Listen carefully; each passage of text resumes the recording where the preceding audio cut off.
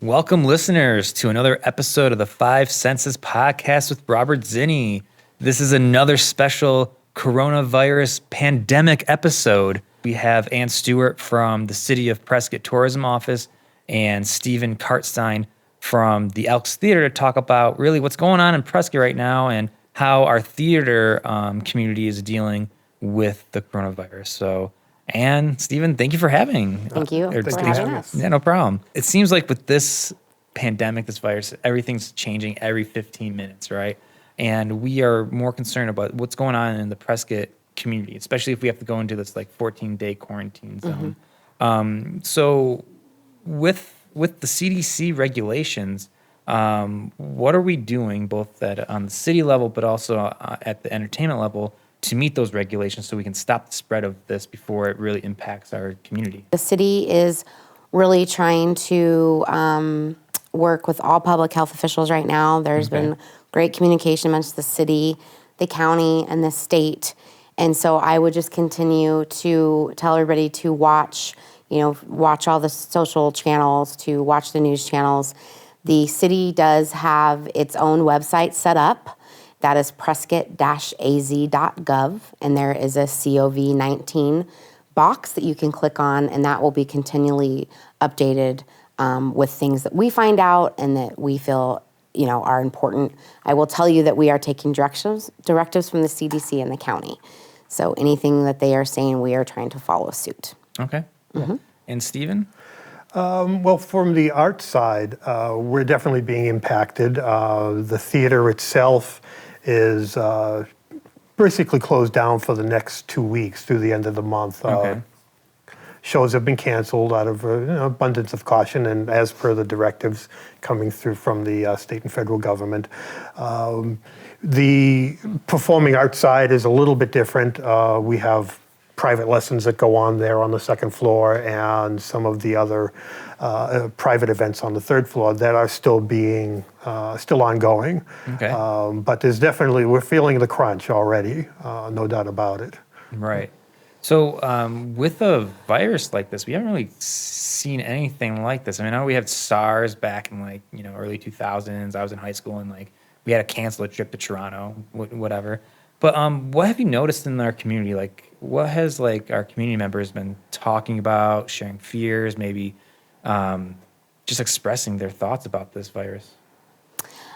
From my experience, it's just been that it's still pretty unknown, and people are trying to, make sure they have the correct information, to follow the correct, set of instructions. So that has been my experience. Okay. The people that I've spoken to at the Performing Arts Center are more involved with the day-to-day aspects of it and how is it going to affect them? Are they going to have to not have their classes anymore? How are they going to communicate to all the people that they know? But also they're trying to get a handle on what it is that's actually happening out there because they're just in disbelief as to what's happening. They don't know where to go to get the right information or who to talk to. I've tried to direct them to the CDC website or the state Department of Health and just go there. Don't listen to your neighbors and your friends because they don't know. So regarding we're going into this 14-day quarantine in a way. So can you talk about the decision making that goes behind potentially canceling events or trying to modify what you're going to be doing with your organizations? Yeah, for us, we're a fairly small organization, so we don't have a great deal of committees we have to go to. I was in California at the time and communicating via email with the board of directors and the other management in the theater and the Performing Arts Center. And we talk it through in a couple of emails and then come to a conclusion. This is how we're moving forward. And it's fairly straightforward and easy for us, probably a little more complicated for you. I would say it hasn't really been that complicated for us because we are following the guidelines of the federal government, the state government, and the CDC. So, again, that information can be found on the website. And like you mentioned earlier, it is always ever evolving every 15 minutes. So just stay up to date. Stephen, for the Elks Theater, what can people expect in the next 2 weeks coming up?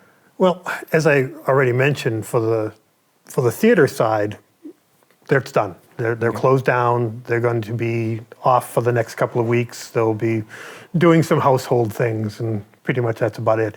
On our side, the performing arts side, that goes on as normal.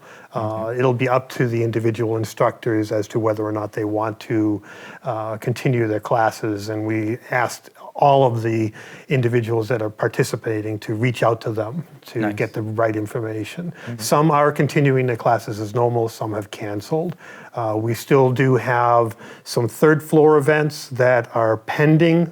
We're working with the production companies and trying to figure out whether or not we're going to move forward, postpone and reschedule, or just cancel outright and refund. Okay. So if anybody has any questions, they can just email us at info@etpac.org.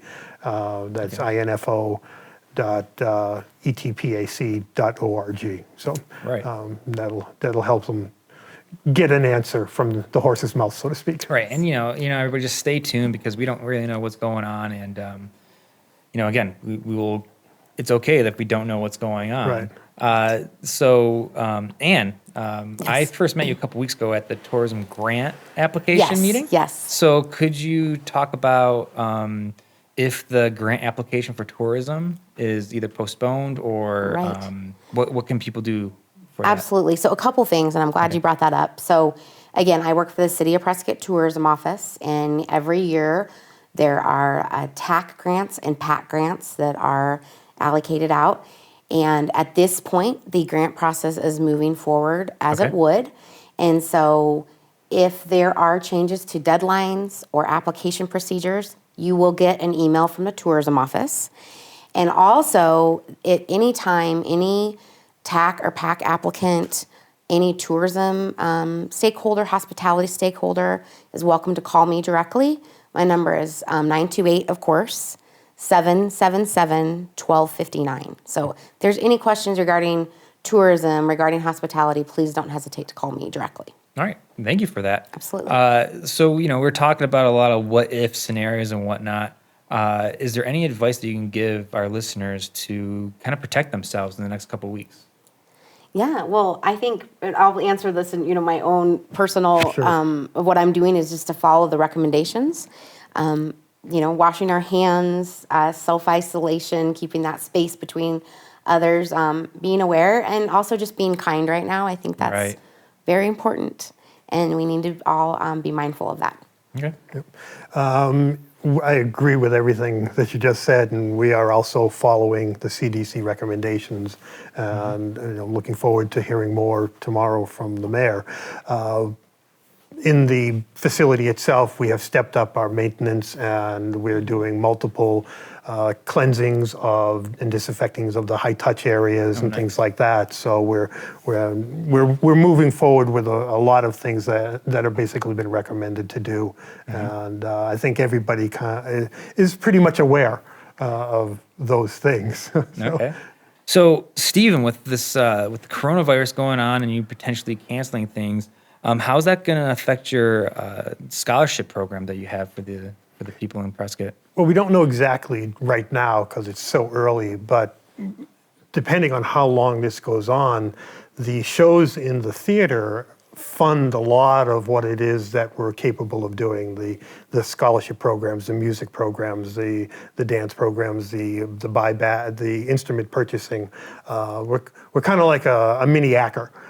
In what it is we do, but we do it for all the performing arts, not just the music. So we're not quite as focused. It will be problematic. There's no doubt about it. We may have to cut back on the number of scholarships that we give out, or who we're able to support in donating money for trips for students to go to places for music, or we support dance students. We may not be able to do as many. That's all just conjecture. We don't know that it isn't. But the important thing to know is that once this is all done, and it will end. Yes, it will. And it will end, and life will return to normal for us all, and that the theater will need everybody. and a lot of the other performing arts venues around here, along with the restaurants and Right. and the hotels that will need the people to be coming out back to them as quickly as they possibly can to support them. PCA or Yavapai College or whoever else it is on the art side, and then obviously the tourism, but it's so important to us. Absolutely. So since we might be all in quarantine in our houses for the next 2 weeks, do you have any like shows, music, anything that you want to just recommend to anybody while we sit and wait? Well, I think an important thing for everybody to do is, now that we can do the census online, Right. is to take advantage of this time and fill out your 2020 census. Right. Very important for everyone here in Yes. America. Yep, absolutely. Well, for me and my wife, we're probably just hunkered down, and we just started getting some of those great courses online, and so we'll probably just watch some of those, and they'll last a few days for us, if nothing else, and we'll be educated to boot as we move forward. Nice. But Yeah.